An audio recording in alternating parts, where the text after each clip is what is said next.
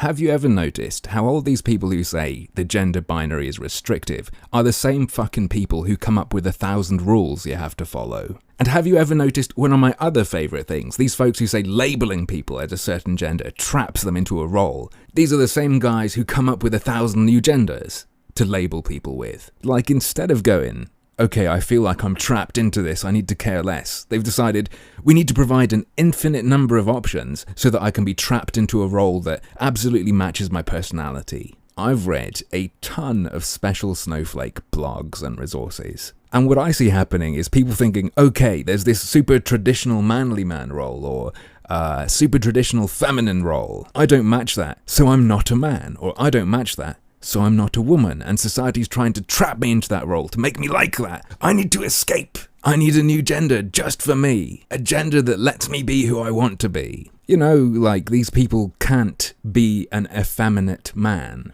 They have to be a demi-semi-queer boy who uses male pronouns, but you have to say it very softly. The great irony being that all this progressive stuff that's meant to smash tradition is enforcing gender stereotypes, is formalizing gender roles. All the stuff I see these kind of folks worried about in society today, the world around us indoctrinating us into believing these things. All the stuff they are meant to be fighting, I see them pounding into people's skulls with a sledgehammer. Now, the people I'm referring to are Tumblr weirdos, right? Probably teenagers, a bit confused, possibly just trying to be edgy and rebellious. The kind of folks you see shared around and laughed at. Let's be real, these people aren't a serious indicator of something going wrong with society. They are anomalous, they are freaks, and we can just see them because the internet lets them put themselves out there. And while they are interesting to look at and a good conversation starter, good to base jokes on,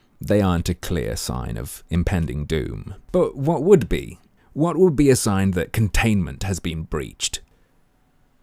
Well, shit. I guess it's my fault for asking. On the BBC News website, there is a story about a 10-year-old non-binary thing. And I say thing because they're female, but they want you to use male pronouns, so call them he if you're talking to someone else about them. But at the same time, have it clear in your mind and make sure you acknowledge that they are not a boy. Leo is 10 years old. For most of his life, he's lived as a girl. But this summer, if you only transition one of your children...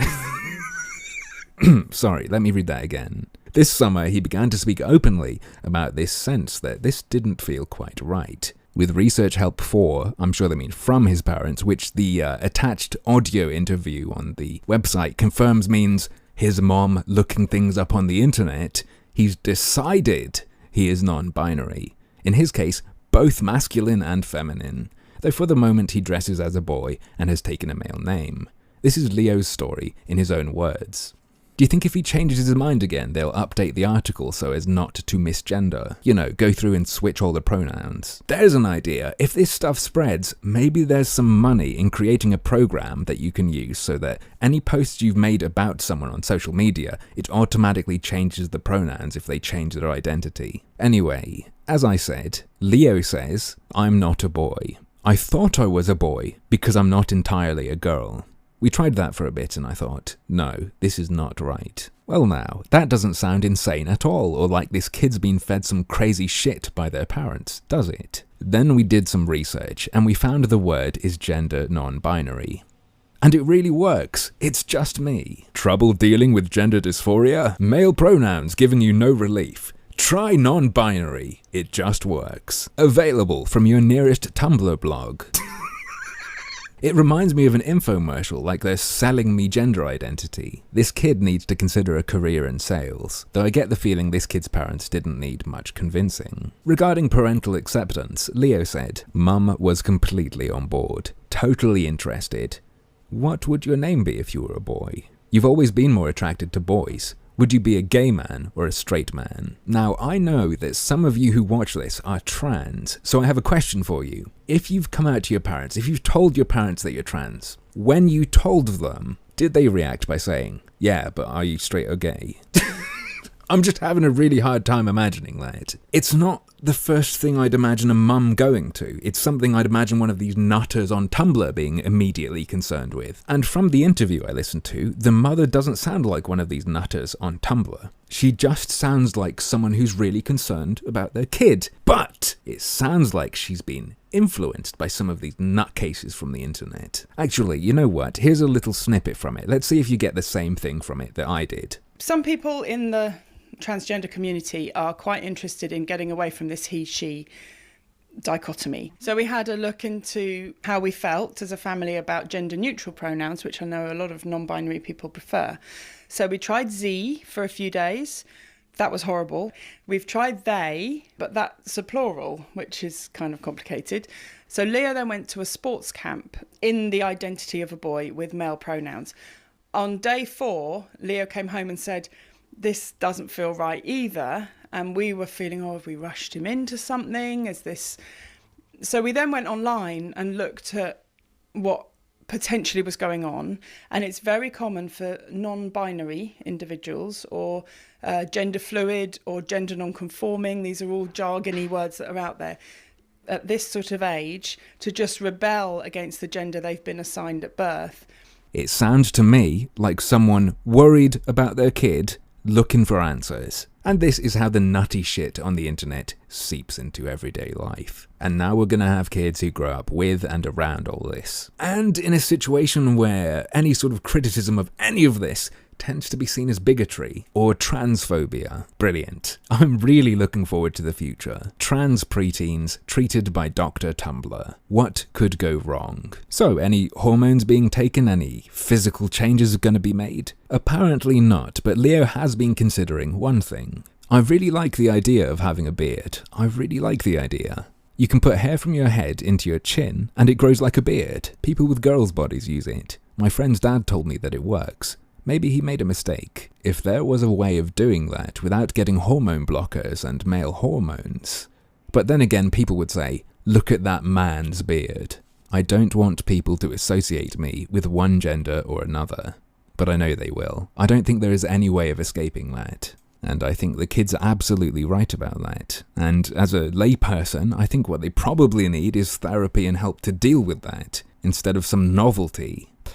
Again, it's funny how even when you're trying to put someone on a gender spectrum, this person feels more male than female, but they're not a boy and yada yada, you end up crystallizing male and female as these clear things to be afraid of, or to be afraid of being recognized as. The people who are all about escaping the gender cage are the ones making a worse cage, or something that's a cage at all, because that's not how I view gender whatsoever.